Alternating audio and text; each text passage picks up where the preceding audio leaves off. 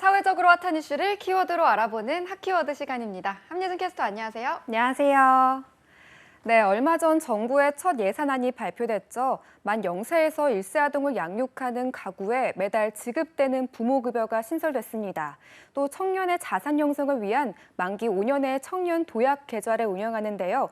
내년부터 생애 주기별로 달라지는 정부 지원을 핫키워드에서 챙겨드리겠습니다. 저출산이 심각한 상황인 만큼 가장 눈에 띄는 게 신설된 부모급여인데요. 네, 출산율 OECD 최저국가라는 불명예를 벗기 위해서 정부가 내년부터 급여를 도입하기로 한 건데요. 만 0세 아동을 키우는 가구는 월 70만 원을, 만 1세를 양육하는 가구는 월 35만 원을 받게 됩니다. 지금까지 정부는 0에서 1세 아동 부모에게 월 30만 원의 영아수당을 지급해 왔는데요. 그럼 모두 부모급여로 통합되는 겁니까?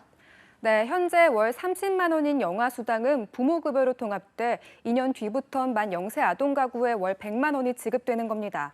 저소득층과 한부모 가정 등 취약 가구를 위한 출산과 양육 지원도 새롭게 내놨는데요.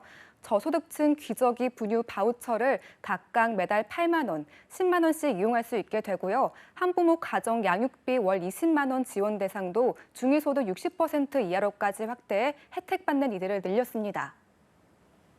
두 번째로 눈에 띄는 것, 청년도약 계좌인데요. 어떤 제도인가요? 네, 정부가 지원금을 더해 목돈 마련을 도와주는 건데요. 월 40만 원에서 70만 원씩 5년 납입하면 정부가 납입 금액의 최대 6%까지 지원해 최대 5천만 원의 목돈을 만들 수 있도록 하는 겁니다. 청년 도약 계좌 가입 대상은 중위소득 180% 이하인 청년인데요. 기존의 청년 저축 통장들과 달리 저소득층이 아니라도 가입할 수 있습니다. 상세한 가입 조건은 조만간 확정될 예정입니다. 내년 예산에서 눈에 띄는 청년 지원은 또 있죠. 바로 군병장 월급인데요. 대폭 오르게 되죠.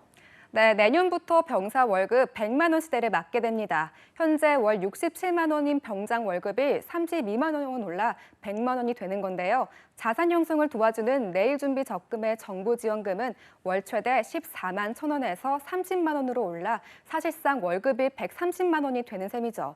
정부는 앞으로도 계속해서 이 금액을 인상해 2025년 205만 원으로까지 점차 확대한다는 계획입니다. 고용 취약계층을 위한 제도는 어떤 게 있나요? 네, 맞춤형 지원을 강화했는데요. 10인 미만 영세 사업장의 저소득 근로자의 사회보험료를 지원하는 대상은 기존 월보수 230만 원에서 260만 원 미만으로 확대하기로 했습니다.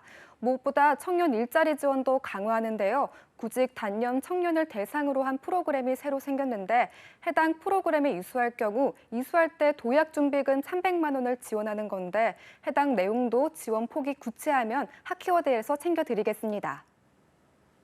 노인 일자리 관련해서도 이번에 달라지는 내용들이 있다고 하는데 어떤 겁니까? 네, 정부는 직접 돈을 줘서 고용하는 일자리보다는 민간을 지원해 고용을 창출하는 방향으로 점차 바꾸겠다는 입장인데요.